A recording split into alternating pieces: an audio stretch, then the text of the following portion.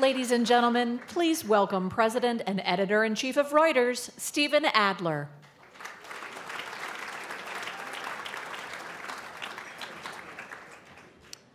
The Reporters Committee is proud to be honoring Paul Steiger with the Freedom of the Press Award, and I'm honored to be introducing him tonight. If you've been around the news business at all, you probably already know that Paul was a game-changing managing editor at the Wall Street Journal, guiding his staff to 16 Pulitzer Prizes in as many years, creating the popular Weekend Edition, accelerating the growth of WSJ.com, and nurturing generations of exceptional journalists, many of whom are in this room. How many of you have worked for Paul Steiger at one time or another? Yeah. And I don't think he even packed the room. I think it's legitimate. You may also know that he created and as executive chairman continues to lead ProPublica, an independent, nonprofit news organization that delivers best-in-class investigative journalism and is making an important difference in the world as we speak.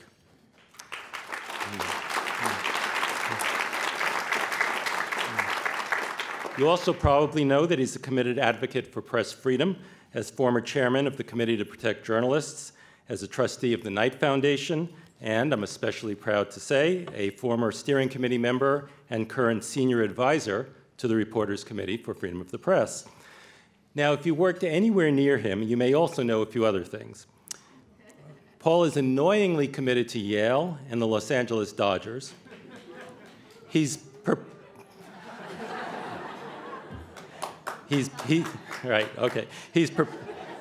perpetually suspicious of stories largely sourced through plaintiffs' lawyers, as all of his employees know.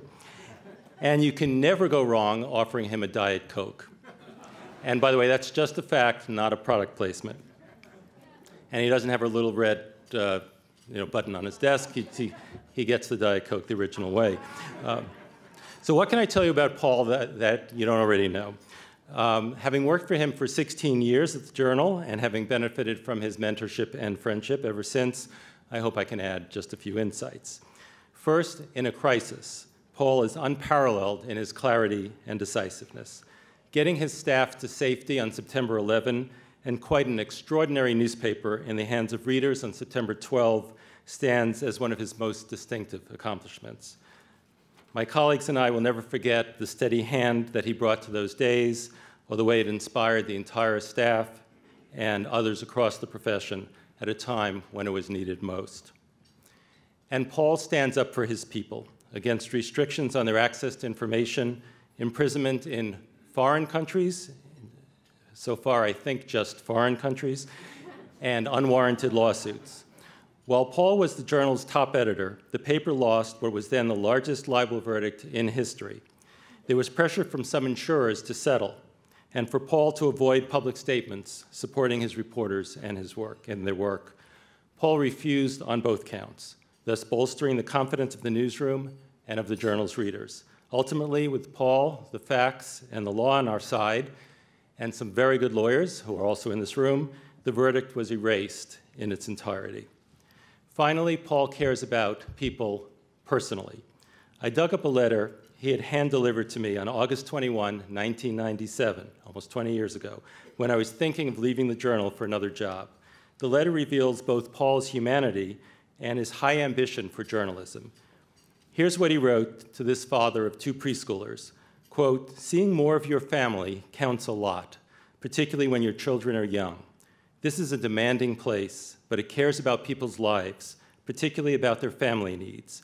It's easy for others to say they have such care. The Journal has proven it." And he wrote, quote, "If you stay, you have a chance every day to change the mind of the world or to save thousands of lives." Needless to say, I stayed. Now I have an opportunity to thank him publicly for all he has done for me, for so many other journalists he guided and trained, for accountability journalism at its absolute best, and for press freedom in the US and worldwide. It's my privilege to introduce my mentor, my friend, and the winner of the 2017 Freedom of the Press Award, Paul Steiger.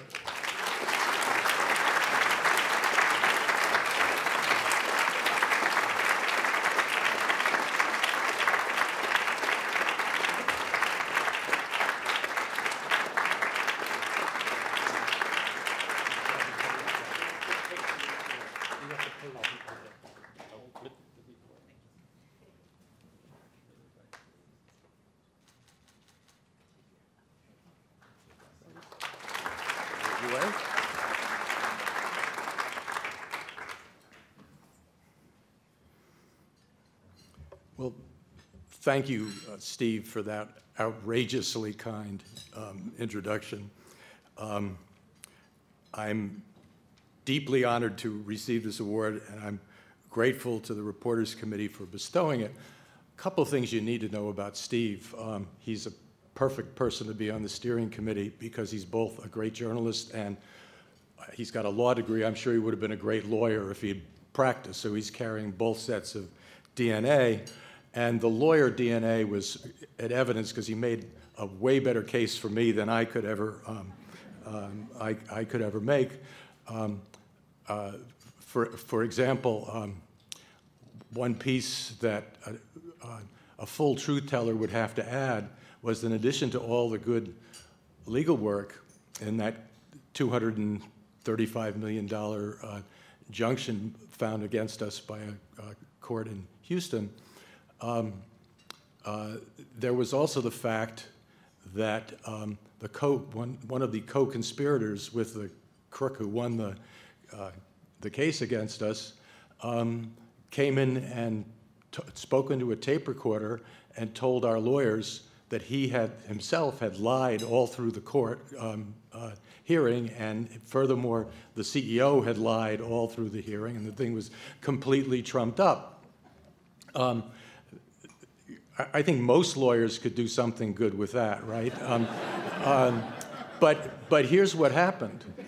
Our guys went as quickly as they could to get a hearing on this, but before they could, the guy who had spoken into the tape recorder died in a private plane accident over Guatemala. And so the lawyers had to go in and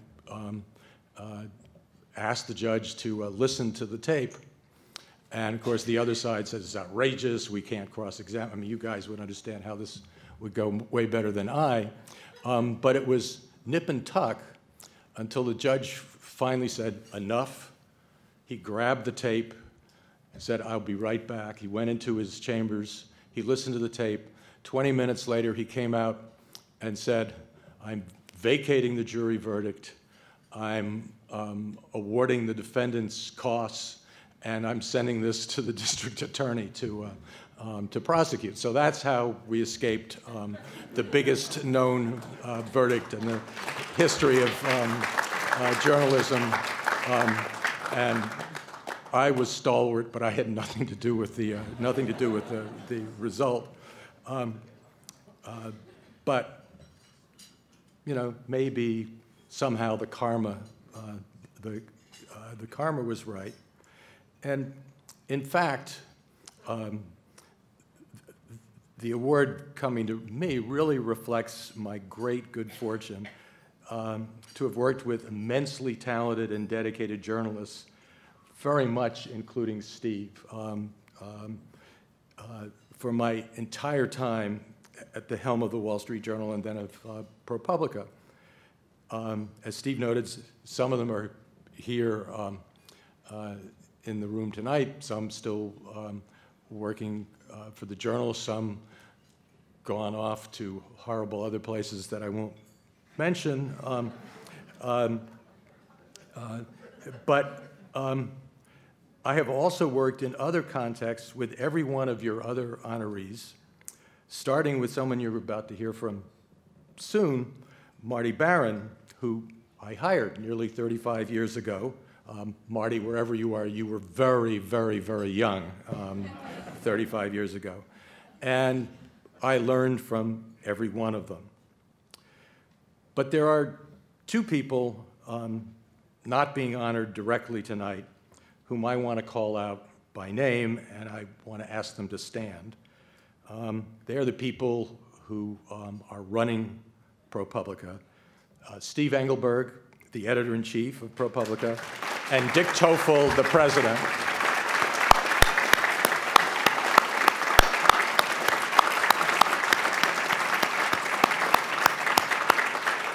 And you guys can stay standing because I'm going to brag on you for a minute here.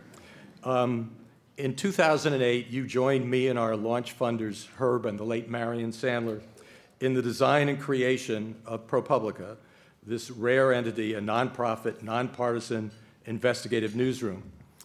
In the beginning, we weren't sure how to pronounce its name, but we knew what the mission was: to help redress the balance of accountability reporting in America as it was being squeezed and in some places eliminated by the collapse of the business model for news. In 2013, Dick and Steve, you took over from me as co-CEOs and promptly accelerated our growth and impact. ProPublica now has nearly 60 journalists, has won or shared 4 Pulitzers in 8 years, has partnered with well over 140 other news organizations, and last year got support from more than 26,000 donors, big and small. More importantly, its work has put out of business companies that abused their customers or their employees or both. It has reformed laws and the working of government at all levels in the United States and motivated citizens of multiple countries here and abroad to set up new organizations or strengthen existing ones using elements of the model ProPublica developed. This is a good thing because while we and others were working to adapt journalism to the digital age and having some success, the needs and challenges from global to local have become ever greater, which is why the Reporters Committee for Freedom of the Press is more necessary than ever, and why I'm delighted to see all of you in this room as a show of strength and support. Around the world, more journalists than ever are being killed. In recent days and months, brave reporters in Mexico have been gunned down for their work. More and more are being arrested in Turkey and Russia and Iran and countless other places. And here in our own country, which from its very beginning has been a bastion of press freedom, with a First Amendment that has been a symbol of hope to reporters and editors and anchors around the world. Here in our own country, we have a president who has called for making private libel suits against journalists easier to win. We have a president who told the head of the FBI shortly before he fired him that he wished he would start putting journalists in jail, apparently for publishing government secrets and thereby, the president contends, threatening national security. Ladies and gentlemen, it is not the publishing of these secrets that threatens national security. Publishing the secrets threatens the secret keepers. It protects the public interest and the nation's security by letting us know what powerful people are doing when they think no one is looking. We need more journalists revealing more secrets, not fewer. It's no surprise, then, that the demand for the Reporters Committee services and interventions is rapidly growing. It increasingly faces the need to jump into cases where the public's right to know is threatened or where journalists have the right to access information but lack the lawyers or the resources to hire the lawyers to protect that right in court. That is why I'm so glad that the Reporters Committee has been expanding to meet the demand under its brilliant leadership, including Executive Director Bruce Brown and his relentless staff, and the Blue Ribbon Steering Committee led by Chairman Dave Boardman. Its programs have more than doubled in reach and scale in just the last few years, and you've heard they just got quite a bit more resources to work with, thanks to your hard work and the support of good people like those of you here tonight. I can't express how deeply honored I am to receive this award from an organization that I believe is so vitally important to our country, its free press, and its rule of law. Thank you very much.